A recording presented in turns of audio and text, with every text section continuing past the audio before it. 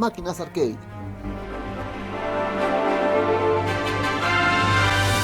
Las máquinas arcade fueron las primeras máquinas recreativas de videojuegos, que funcionaron desde sus inicios con joystick, botones, pistolas, volantes, gabinetes de madera u otro material, y que funcionaban mediante su placa arcade a base de monedas o fichas, y que tuvieron gran éxito en los años 70 y 80 en restaurantes, centros comerciales recreativos y bares.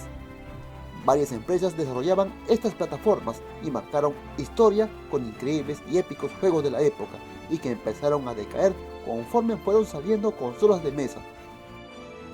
Las primeras máquinas arcade y primeros juegos fueron Computer Space en 1971 y Pong en 1972, desarrollado por Nolan Bushnell, Ted Dabney y Alan Alcorn. Nolan Bushnell fue un ingeniero eléctrico, nacido en 1943 en California, Estados Unidos. Perteneció a una familia cristiana de clase media. En la década de los 60 ingresó a la Universidad de Utah para estudiar ingeniería eléctrica y negocios. Al mismo tiempo, también trabajaba en el parque de diversiones Lagon, en el departamento de juegos, y allí tuvo gran fanatismo por los juegos electromecánicos de Chicago Coin, entre ellos el Speedway de carreras, Pinball y las arcadas de monedas de bolos de la empresa Midway, cuyos clientes del parque jugaban y pagaban varias tarifas. Bushnell vio ahí un futuro negocio y empezaba a ver su pasión por el entretenimiento.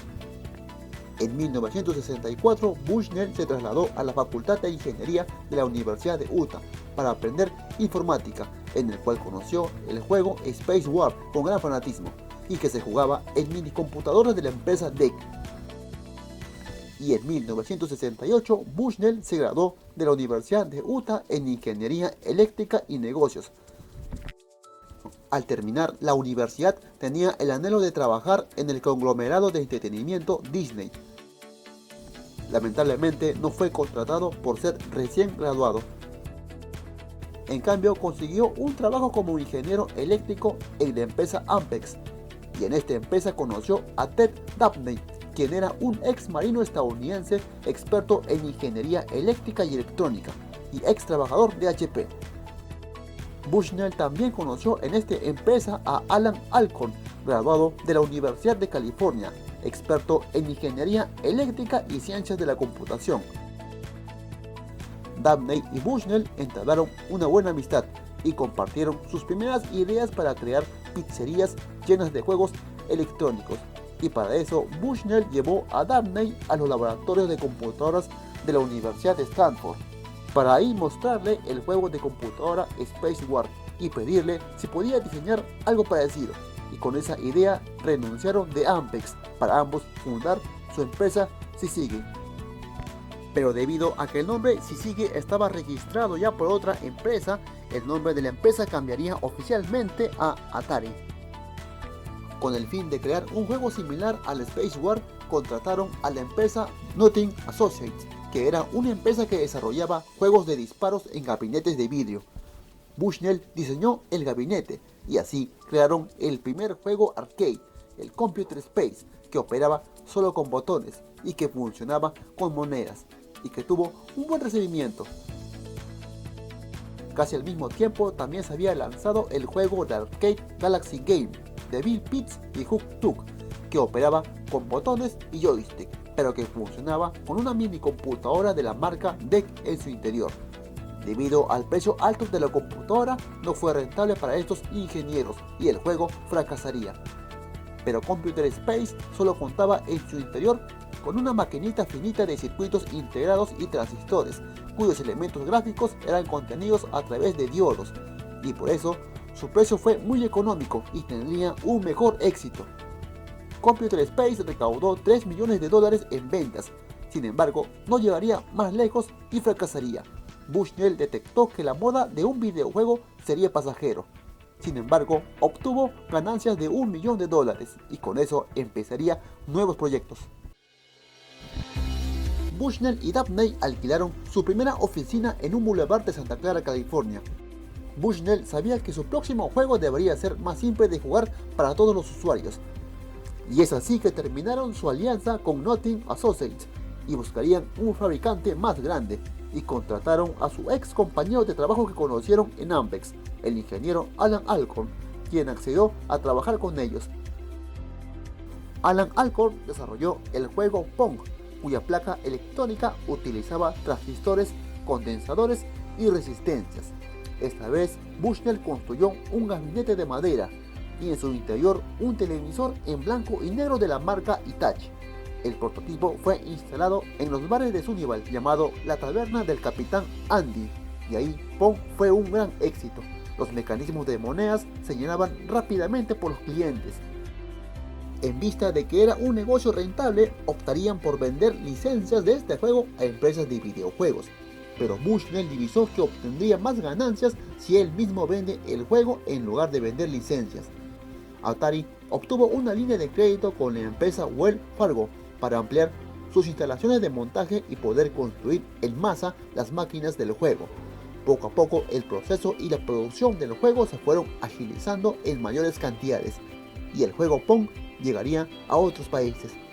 Y en 1973 el juego Pong llegaría a Japón y recibiría golpes en el mercado japonés, ya que ahí ya existían dos clones de Pong, el Pong Tron de la empresa Sega y el L-Pong de la empresa Taito. Sin embargo, a nivel mundial, Pong fue todo un éxito. Bushnell sabía que los japoneses pronto entrarían a competir. Es así que Bushnell presionó a los empleados para crear nuevos juegos. Esta vez su socio Ted Dabney desarrollaría el videojuego de cohetes Space Race, el cual no tuvo éxito comercial. Aún así, sus otros ingenieros desarrollaron secuelas de Pong, entre ellos el Super Pong, el Ultra Pong y el Double Pong, el cual se podían jugar hasta 4 jugadores a la vez.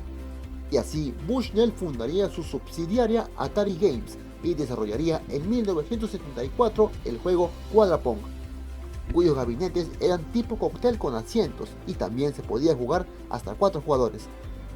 Pero el juego Tang sería el de mayor éxito comercial y que trajo otras secuelas. Con todo esto, Dabney sintió que tenía poca participación en la empresa y decidió vender sus acciones y abandonaría Atari. Sin embargo, se presentaría un problema legal para Atari.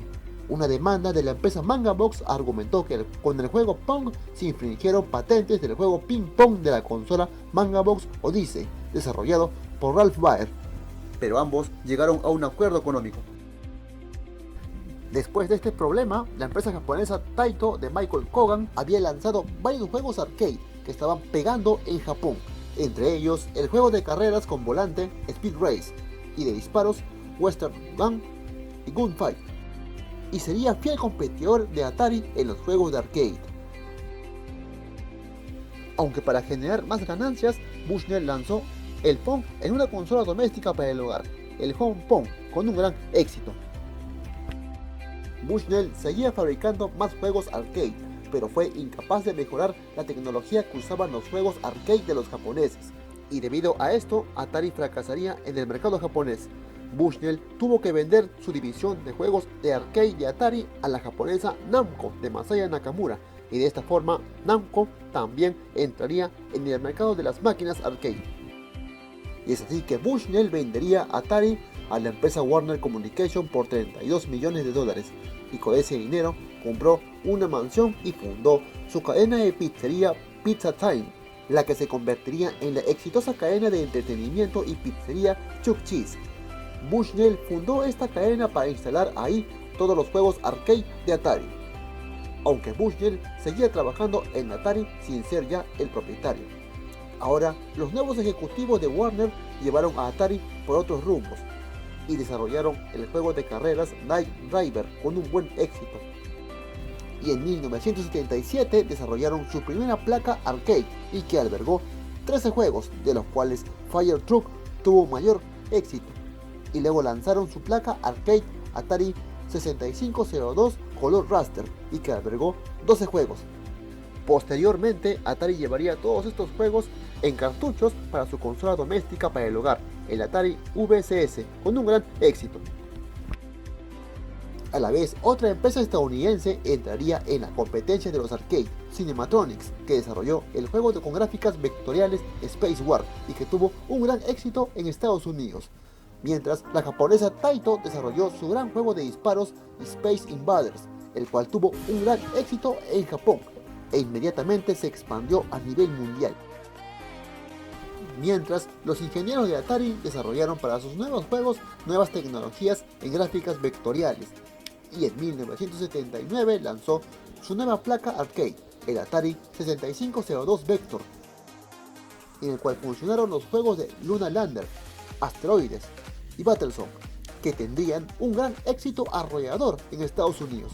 Los ingenieros de Warner usarían para los nuevos juegos de Atari placas con circuitos integrados que controlaban nuevos efectos de sonidos y gráficas vectoriales con un gran potencial.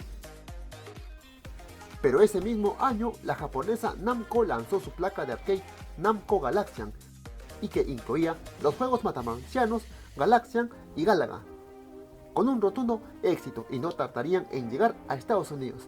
Atari se vio amenazado por la competencia, y debido a esto, los ejecutivos de Warner tendrían ciertas diferencias con Bushnell. Tanto Bushnell como Alan Alcorn renunciarían de Atari y se dedicarían ya a otros negocios. Los juegos antiguos serían ya obsoletos, ya que los nuevos juegos de arcade de la competencia y su tecnología hizo que cientos de jugadores hicieran largas colas para derrochar monedas y jugar estos juegos de la época. Serían los tiempos dorados de Atari. En 1981 lanzaría su placa de arcade Atari Centipede Hardware con 5 juegos, cuyo juego de disparos Centipede les dio un nuevo éxito. Pero la competencia seguía, y otras empresas también entraron en competencia y lanzaron sus propias placas de arcade. Entre ellos, la japonesa Data East de Tetsuo Fukuda lanzó su placa Deco Cassette System. La japonesa Irem de Kensuo Sugimoto lanzó su placa Irem M. La estadounidense Midway de Henry Ross lanzó su placa de arcade Astro K. La japonesa Sega de Martin Bromley y Richard Stewart lanzó su placa de arcade el Sega G80. La estadounidense Williams de Harry Williams lanzó su placa Williams 6809. Todas estas placas albergaban cientos de juegos, y así la evolución de los gráficos en 2D, pero tendrían aceptación parcial dividida y saturaría el mercado de los arcade. Entre ellos, los japoneses SNK de Eikichi Kawasaki y Nintendo de Hiroshi Yamauchi, que lanzaron sus placas de arcade SNK Rocola Hardware y Nintendo Classic, cuyos juegos fracasarían, así como el Rider Scope de Nintendo, pero que motivaría al desarrollo de Donkey Kong y Mario por Shigeru Miyamoto, el cual sí sería todo un éxito para Nintendo. Pero sería en el año 82 que la empresa Namco lanzaría su placa arcade Namco Pac-Man, que incluía el juego de autos New Rally X, con un gran éxito en Japón. Midway llevó este juego a Estados Unidos con un éxito moderado, pero Namco tendría el mayor éxito en esta placa con el juego Pac-Man, que se convirtió en un fenómeno mundial, rompiendo el récord Guinness como el juego de arcade más exitoso de todos los tiempos. Debido al éxito que tenían las consolas de Atari, otras empresas estadounidenses lanzarían sus propias consolas domésticas y sus propios juegos, pero todas fueron un fracaso y llevarían a estas empresas a generar pérdidas millonarias y una posible quiebra, produciéndose así la crisis de los videojuegos de 1983. Atari lanzó más placas arcade, Atari Kangaroo, Atari Star Wars, Atari 68000 y Atari System, con miles de juegos, pero perdería $500 millones debido a la crisis de ese año. Debido a esto, Atari se dividió en dos partes. Atari Corp, encargado de consolas, sería vendido a Jack Tramiel, el fundador de Commodore. Atari Games, encargado de fabricar placas, máquinas arcade y juegos, y que serían vendidos a Namco. Otras empresas estadounidenses optaron por renunciar al mercado de las consolas, ya que en 1985 los japoneses Famicom y Nintendo NES dominarían ese mercado, y los juegos de arcade serían llevados en versión cartuchos para estas consolas, y el mercado de los arcades empezó a decaer. Mientras saldrían más competidores para el mercado de los arcades, y que sepultaría más a Atari. Uno de ellos sería Capcom de Kenzo Sugimoto, que lanzó su placa arcade Capcom Commando Hardware y Capcom Section Z, con un repertorio de juegos, pero no despegaría por ser clones de matamarcianos. Las empresas Irem, Data East, Jaleco, Namco y Taito siguieron construyendo más placas arcade y más juegos, pero no tuvieron éxito comercial. Solo la empresa Irem, con su placa Irem 62, tuvo su momento de gloria al crear uno de los primeros juegos de pelea diseñado por Takashi Nishiyama, Kung Fu Master, con un increíble éxito y que daría inicio a la revolución en los arcades de peleas. Sega, que lanzó su placa Sega Space y Sega Outrun, impresionó con sus juegos de carreras Space Harrier, Hang-On, Outrun y Turbo Outrun. Los juegos arcade de fútbol dejaban mucho que desear. Un juego bien desarrollado parecía la clave del éxito, y es así que empresas como SNK de Eikichi Kawasaki y Konami de Kaz Kosuke, entre otros, se enfocarían más en la edición de videojuegos.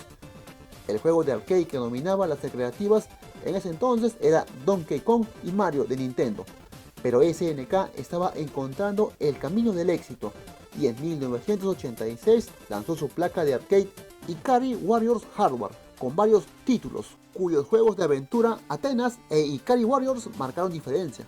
Como curiosidades, los personajes de Athena, Ralph y Clark formarían en el futuro parte de The King of Fighters. Nintendo también lanzó su máquina arcade, Nintendo Play Choice 10, y llevaría diversas placas de 10 juegos. Nintendo llevaría a esta placa los juegos de más éxito de su consola Nintendo NES, entre ellos Super Mario Bros., Mega Man, entre muchos otros, así como licencias de juegos desarrollados por terceros, como Castlevania, Contra, Tortugas Ninjas, todos eran de Konami. 1942 de Capcom, y todos fueron un éxito. En 1988, SNK presentó su placa arcade SNK 68000 Bass Hardware con el Ikari 3 y Street Smart, que tuvo un gran éxito en Japón y mediano éxito en el resto del mundo, pero estaba claro que los juegos de aventuras, guerrillas y luchas eran los que más jugaba la gente y que más dinero dejaba, ya que Capcom tuvo cierto éxito con Street Fighter 1 y por eso Capcom lanzó su nueva placa Capcom Play System con su gran repertorio de juegos, del cual gran éxito tuvo Cadillacs y Dinosaurios, Final Fight, Capitán Comando y su gran éxito Street Fighter 2. Taito también lanzó el Violence Fight, consiguiendo el mismo éxito de Street Smart. Pero definitivamente Street Fighter llevó a Capcom a lo más alto, con un récord histórico de ventas. Los personajes de esta saga fueron diseñados por Takashi Nishiyama, contratado por Capcom por su éxito en Kung Fu Master, y que en la década de los 90 provocaría una revolución por mejorar esa entrega. SNK lo sabía muy bien, es así que lanzó su placa arcade con sistema de cartuchos intercambiables, el Neo Geo MVC, cuyo interior constaba de dos microprocesadores de 12 y 8 bits respectivamente, en el cual los juegos podían intercambiarse mediante cartuchos, con gráficos 2D y mejores efectos de sonido, siendo el primer sistema con la ventaja de cambiar los juegos a base de cartuchos, resultando en una opción económica para los consumidores, ya que la placa solo se compraba una vez, y lo que se compraba más serían los juegos. SNK lanzó sus primeros cartuchos con juegos de gran éxito, entre ellos su colección de Super Sidekicks. Era el primer juego de fútbol de gran éxito, sepultando a los juegos anteriores de fútbol de baja calidad. Su repertorio de juegos de pelea para competir con Street Fighter fueron Art Fighting y Fatal Fury, cuyos personajes también fueron diseñados por Takashi Nishiyama, quien fue contratado por SNK debido a su éxito con Street Fighter. A la vez, Midway también quería competir con Street Fighter y también lanzaría su placa arcade Midway Y-Unit Midway T-Unit, y creó un juego que marcaría diferencia por sus famosos Fatalities, Mortal Kombat, cuyos personajes fueron diseñados por Ed Boon y John Tobias. Originalidad sanguinaria era lo que llamó la atención de este juego, que sería todo un éxito y llevaría a una amplia franquicia. Aunque Konami también lograría algo de éxito con su placa Konami X, gracias al juego de los Simpsons. Namco también lanzó su placa arcade Namco System 11, cuya memoria tenía los juegos de Tekken 1 y Tekken 2. Capcom, viéndose amenazado, lanzó su placa arcade Capcom Play System 2, con una lista inmensa de videojuegos que desde luego resaltarían con el Super Street Fighter 2, Street Fighter 0, Street Fighter Alpha, entre otros. Y así, el mercado de los arcades volvió a renacer, gracias a los juegos de peleas y supercombos. Y más aún porque SNK haría genialidades como mezclar personajes de Art Fighting, Fatal Fury e Ikari Warriors para así dar nacimiento a la saga de King of Fighters. La variedad de estos personajes eran lo que los fanáticos de arcade estaban buscando. Y lanzaría también el Fatal Fury Real Bout y Samurai Shodown. Los juegos de pelea de SNK llegaron al interés de los fanáticos. Los personajes del King of Fighters y Samurai Shodown también fueron diseñados por Takeshi Nishiyama. Pero SNK tomó más ventaja con Metal Slug y King of Fighters. Las guerrillas, los supercombos y equipos de 3 luchadores maravilló a los fanáticos. Y así nacieron varias secuelas. El Neo Geo fue todo un éxito. Pero Namco también asombraría lanzando su placa arcade Namco System 12 con un gran repertorio de juegos, del cual más éxito tuvo Tekken 3, en gráficos 3D y realismo que maravilló a los fanáticos. Sega no se quedaba atrás, ya que era una de las pocas empresas que lanzó sus placas arcade que despegaban con sus juegos de carreras, además de Virtua Fighter. El éxito fue tremendo. Otras empresas no pudieron competir con estos gigantes y renunciaron al mercado de los arcade, entre ellos Data East, Irem, Jaleco y Williams. Sorpresivamente, en el año 95, Nintendo también renunció al mercado de los arcade, ya que encontró más éxito en su Game Boy y su Super Nintendo. Y con el lanzamiento del Sony PlayStation, ambos verían grandes ganancias. Esto fue bien visto por las empresas dedicadas a las máquinas arcade y llevarían la mayoría de los juegos arcade de aventura, de fútbol, de guerrillas, naves y lucha a las consolas domésticas en formatos cartuchos y disco compacto. Todos los juegos arcade de más éxito de Capcom, SNK y Namco fueron llevados en licencias para Super Nintendo y PlayStation, y por supuesto adaptándose a diferentes calidades gráficas y detalles técnicos de software y jugabilidad. Y así el mercado de los arcade empezó a decaer, ya que sería la era de las consolas domésticas. Nintendo y Sony serían los dueños. Sorpresivamente, los juegos de lucha como Street Fighter y King of Fighters no pegaron en las consolas de Nintendo y Sony, ya que siguieron dominando el mercado de los arcade, debido a que han sido usados en competencias y torneos de arcade, provocando que los jugadores entrenen más estos juegos en las máquinas arcade, y por tanto dejando más ganancias a los consumidores y a los patrocinadores de estos eventos, algo que se mantuvo junto con las franquicias de Marvel vs. Capcom pasado el año 2000. Debido a la decadencia de los juegos arcade, varias empresas abandonaron el mercado de los arcade para así dedicarse a la edición de videojuegos para consolas. Uno de ellos fue Atari. Capcom, luego de lanzar su placa Capcom Play System 3, también abandonó el mercado de los arcade y solo se dedicaría a la edición de videojuegos.